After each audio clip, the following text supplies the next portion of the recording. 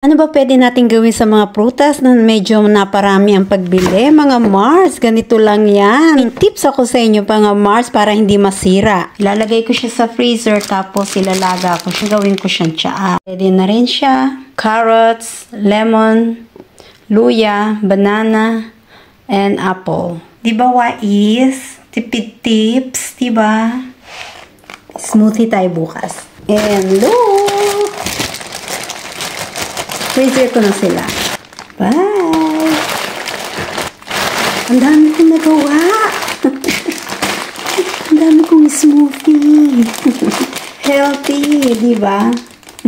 Marami rin palang itlog na natira kasi baka masira naman kung hindi agad nagagamit, di ba? Kaya ang ginawa ko, gagawa tayo ng parang itlog maalat, no? So, nilagyan ko siya ng maraming asin at saka warm water para, and then, ibababad natin siya ng mga ilang linggo. Tingnan natin kung anong magiging resulta mga Mards. Kailangan talaga mag-iisip tayo ng paraan para hindi masira yung mga ating pinamimili. Diyos ko, mahal yan. Pera pa rin yan, di ba? Sayang naman kung masisira lahat.